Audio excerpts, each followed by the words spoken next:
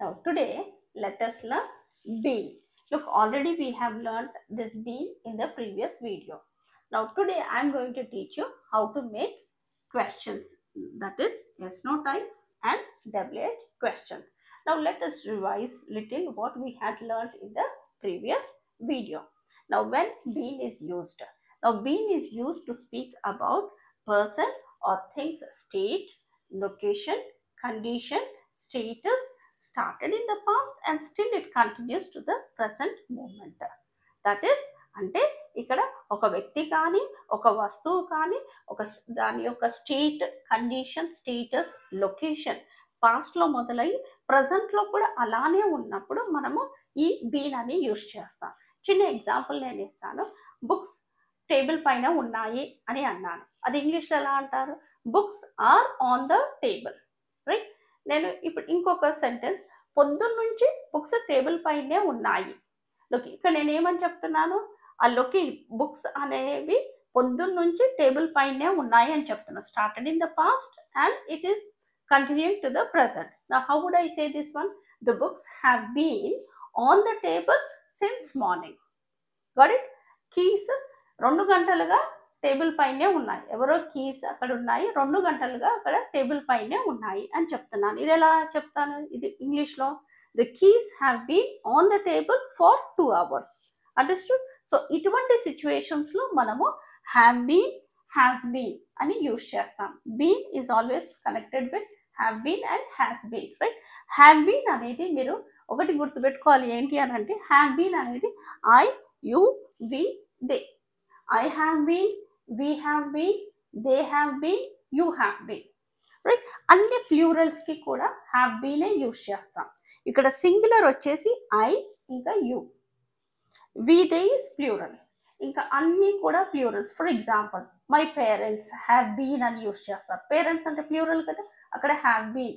Students have been, right? Books have been, bags have been, pens have been. ఏదైనా మీకు plural వచ్చింది అనుకోండి. Even పేర్లు కూడా మీరు తీసుకున్నట్లయితే, so like for example I'm saying Sita and Geeta plural, so you are going to use have been. Ramu and Raju have been. Understood? For all the plural you are going to use have been. And this one, pronouns you have to keep it on your mind. I, you, we, they, have been. Next one, coming to has been. Has been, it is used with he, she, it. Third person singular ki మనం has been అని use చేస్తాం. ఎప్పుడైనా మీరు single గురించి మాట్లాడుతున్నారు అనుకోండి, వ్యక్తి కానీ వస్తువు కానీ, అలాంటప్పుడు has been. Book has been, pen has been, my mother has been, my father has been, Geeta has been. అలా సింగిల్ ఉన్నప్పుడు ఎప్పుడే కానీ has been అని యూజ్ చేస్తారు, రైట్? ఇక్కడ ఇంకొకటి ఏంటంటే సిన్స్. సిన్స్ అనేది స్టార్టింగ్ పాయింట్ ఆఫ్ టైంకి యూజ్ చేస్తారు. Since Monday, since Saturday, since నుంచి అని అంటాం కదా. మండే నుంచి నేను ఇక్కడే ఉన్నాను, హైదరాబాద్లోనే ఉన్నాను. మండే నుంచి నేను హైదరాబాద్లోనే ఉన్నాను. Look, how would I say this one? I have been in Hyderabad since Monday, right? Since January. January నుంచి నేను ఇక్కడ ఈ యొక్క ఆర్గనైజేషన్లోనే ఉన్నాను. I have been in this organization since January. Did you understand? Since Monday, since January, since 9 o'clock. So like that, starting point of time you are going to use since. For అనేది మీరు డ్యూరేషన్కి use చేస్తారు. For 2 months, for 2 hours, for 2 years, for 10 years, period of టైంకి మనము far అని use చేస్తాం. ఇది క్లియర్గా నేను ప్రీవియస్ వీడియోలో నేర్పించాను, right? Look, I have given you the difference also. I am here, నేను ఇక్కడ ఉన్నాను, the present. Present I am here is nothing but present. నేను పొద్దున్న నుంచి ఇక్కడనే ఉన్నాను, right? Started in the past and still అలానే కంటిన్యూ అవుతుంది. అలాంటప్పుడు ఏం యూజ్ చేయాలి? I have been here since morning, right? Now let us see questions. Now before getting into questions, now I would like to say that take a moment, like the video. Marchipokunda video ni like cheyandi. Now let us do this reading of this passage. I have given a passage. I am going to read and repeat after me, okay? So that will help you to enhance your reading skill also, okay? Maria has been a diligent, that is diligent employee. For many years, she has been very successful in her career. Her colleagues have been helpful in her projects. She has been in the office since early morning. Her team has been supportive and dedicated to their work. Right? Again, I am going to read. You are going to repeat after me. Okay. Maria has been a diligent. Now it is pronounced as diligent. Diligent means what? Hard working. My father is hardworking, my mother is hardworking, we say, isn't it? So you should not use hard worker and use cheyoddu. Hard worker అనేది అది wrong usage. మీరు చెప్పాలి అంటే my father is very hardworking, my mother is very hardworking, my sisters are hardworking. Same way hardworking బదులు మీరు diligent అని కూడా use చేయొచ్చు. Right? Maria has been a diligent employee for many years. She has been very successful in her career. Her colleagues have been helpful in her projects. She has been in the office since early morning. Her team has been supportive and dedicated to their work. Got it? Now let us see questions. Look, already I have taught you questions. In the questions, we know that you have two types of questions. That is yes/no type of questions you have and WH questions you have. Now yes/no type means what? Confirmation. మీకు answer మీకు అక్కడ yes అన్నా వస్తుంది, no అన్నా మీకు వస్తుంది అన్నమాట. మీరు హైదరాబాద్లో గత 10 ఏళ్ళుగా ఉన్నారా అని అడగాలి. ఎలా అడుగుతారు? Have you been in Hyderabad for 10 years? పొద్దున్న నుంచి నువ్వు బిజీగా ఉన్నావా? Have you been busy since morning?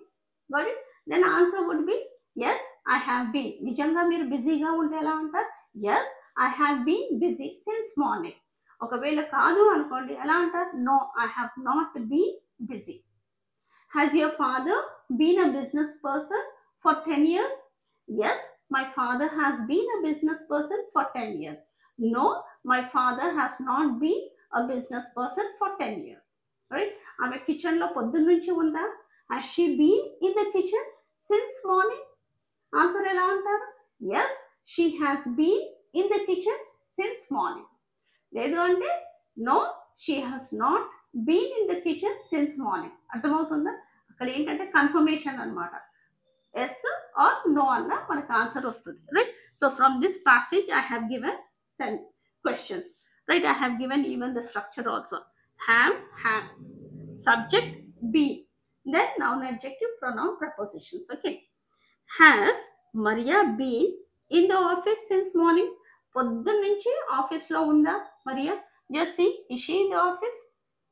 Has she been in the office since morning?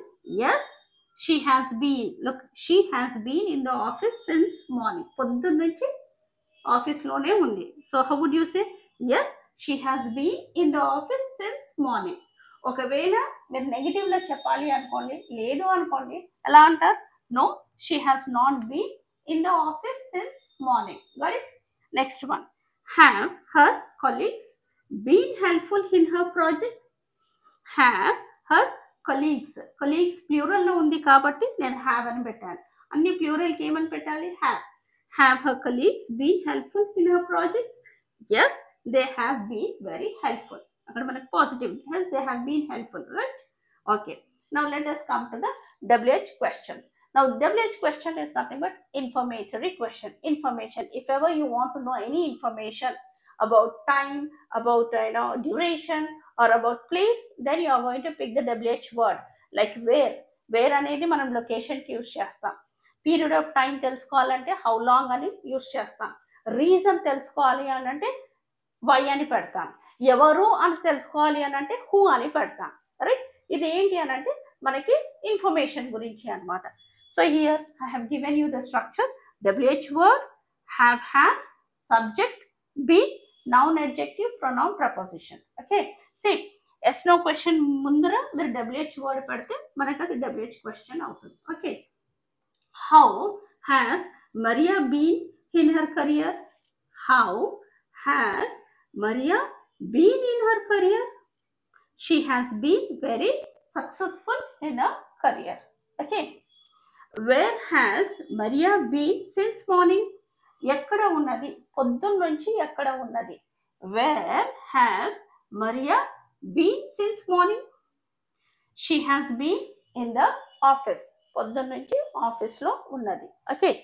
Who has been helpful in Maria's project? Her colleagues have been helpful in her project. Who has been helpful in Maria's project? Her colleagues have been helpful in her project. Okay. If you found this video informative, like this video, share with your friends and subscribe this channel. Thank you.